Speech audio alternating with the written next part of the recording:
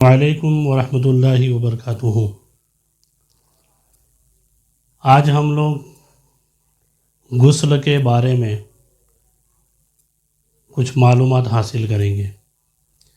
आप लोगों ने देखा होगा बहुत सारे लोग नापाक होने के बाद पाकी हासिल करते हैं, मगर उमूमन देखा गया है, कुछ लोगों के मुंह से सुना भी गया है कि ज़्यादातर लोग गुस्ल इस तरीके से करते हैं कि वो पाक होते ही नहीं, उनका गुस्ल होता ही नहीं और उसके बाद वो नापाक ही रहते हैं। ऐसी नापाकी की हालत में कुछ लोग कलाम पाक पढ़ते हैं, कुछ लोग नमाज पढ़ते हैं और बजाय सवाब कमाने के गुनहगार होते हैं।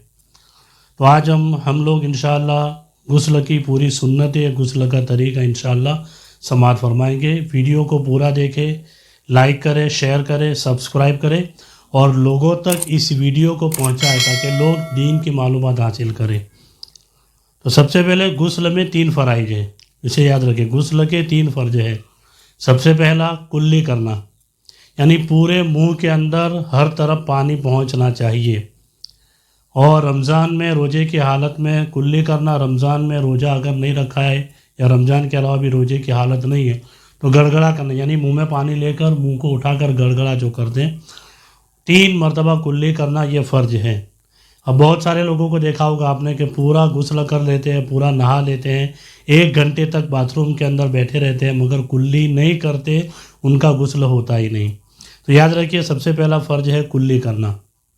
दूसरा फ़र्ज है नाक की नरम हड्डी तक पानी पहुंचाना। नाक की नरम हड्डी तक पानी पहुंचाना, यानी हाथ में पानी लेंगे, उसको नाक पे रखकर थोड़ा सा खींचेंगे। तीसरा फ़र्ज है पूरे बदन पर पानी बहाना, यानी जिस्म के हर आज़ा तक पानी पहुंच जाए और पानी बह जाए। ये तो हो गया, मगर सुन्नत तरीका क्या है? और उलमाए किराम फरमाते हैं, किताबों के अंदर आया है, सुन्नत तरीका ये है कि जब बंदा गुस्ल करने के लिए जाए तो सबसे पहले जो नहाने की जगह है उसके ऊपर पानी डालकर उसे साफ़ कर ले।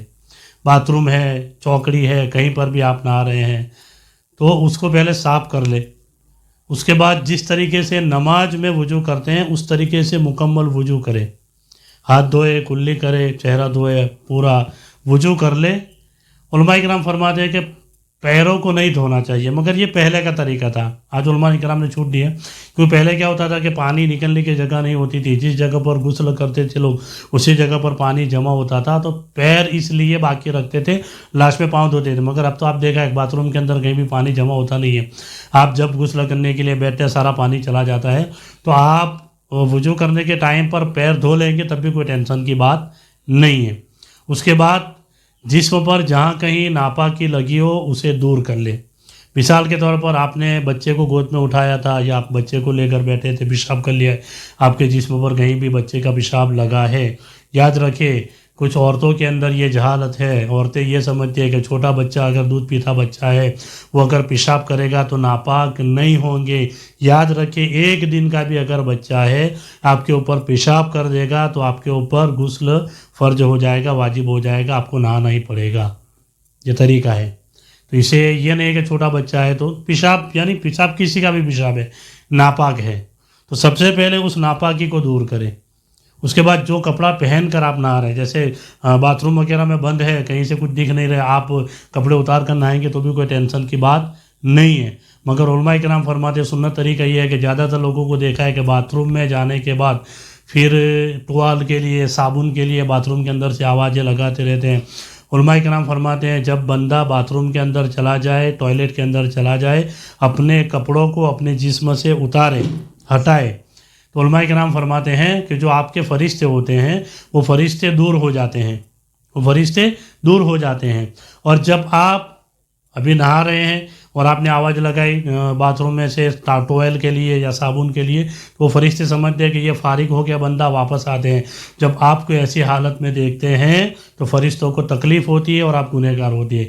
इसीलिए कहा गया है कि जब आप टॉयलेट में हो, जब आप बाथरूम में हो, नहा रहे हो, तो किसी भी तरह की कोई बातचीत नहीं करनी है, इसे याद रखिए। तो ये तरीका है, आपके जिस्म के ऊपर जहाँ कहीं भी नापाकी लगी है उसे साफ़ कर ले। आप जो कपड़ा पहनकर नहा रहे हैं उसे भी कम्प्लीटली पाक कर लीजिए, उसके बाद फिर नहाना शुरू कीजिए। फिर جیسے آپ نے وضو کر لیا مکمل، وضو کرنے کے بعد 3 مرتبہ داہنی طرف، 3 مرتبہ بائیں طرف اور 3 مرتبہ سر کے اوپر پانی ڈال کر پورے جسم کو بہا دے۔ اور گرمیوں میں اور بارش کے موسم میں تو کوئی ٹینشن نہیں ہے، مگر سردیوں میں آپ نے دیکھا ہوگا سردیوں میں چمڑی خشک رہتی ہے، آپ پانی بار بار ڈالتے ہیں مگر وہاں اتنی جگہ کوری ہی رہتی ہے، بھیگتی نہیں ہے۔ اس لیے کہا گیا ہے، علماء کرام فرماتے ہیں سردیوں میں جب بندہ نہائے سردیوں میں تو پورا پانی کو ہاتھ میں لے کر مل کر نہائے تاکہ جسم پر کوئی چیز باقی نہ رہے۔ علماء کرام فرماتے ہیں غسل کرنے کے ٹائم پر اگر جسم میں ایک بال کے برابر بھی جگہ کوری رہتی ہے، سوکھی رہ جاتی ہے تو اس بندے کا غسل نہیں ہوتا ہے۔ دوسری بات، عورتوں کے لیے جو زیورات پہنے رہتے ہیں کان کے اندر، ناک کے اندر، ہاتھوں کے اندر، انگوٹھیاں، پیروں کے اندر، جہاں کے بھی آپ نے زیورات پہنے ہیں تو کان کی لو جو ہوتی ہے، بالی ہوتی ہے، اسے ہلا کر وہاں پانی پہنچائے۔ ناک میں جو نتھنی پہنی ہے تو اسے ہلا کر پانی پہنچائے۔ ہاتھ میں اگر انگوٹھی پہنے تو اس انگوٹھی کو اس طریقے سے ہلا لے تاکہ آپ نے دیکھا ہوگا نا کہ نہانے کے بعد اگر آپ انگوٹھی نکالیں گے تو اس جگہ پر اتنی جگہ کوری رہتی ہے، اس کو بھی ہلا کر، یعنی آپ نے جسم کے اوپر جہاں کہیں جو بھی زیورات پہنے ہیں، مرد ہے یا عورت ہے، مردوں کے لیے اگر وہ پان کھاتے ہیں، سپاری وغیرہ کھاتے ہیں اور آپ کے دانت کے اندر پھنس گئی ہے تو اسے نکالنے کی کوشش کریں۔ اگر اچھی طریقے سے نکل جاتی ہے آسانی سے تو اسے نکال لیں، نہیں نکلتی ہے اور بہت زیادہ آپ کوشش کریں تو کوئی ٹینشن کی بات نہیں ہے، مگر اسے کوشش کریں اور اس جگہ پر بھی پانی پہنچانا ضروری ہے۔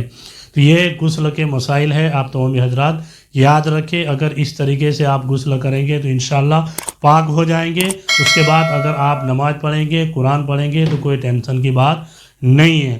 یاد رکھیں غسل میں 3 فرائض ہے، کلی کرنا، ناک کے اندر پانی پہنچانا اور پورے جسم کے اوپر پانی بہانا، یہ 3 فرض ہے۔ اس کے علاوہ جتنے بھی ہیں وہ سنت ہے، مستحب ہے۔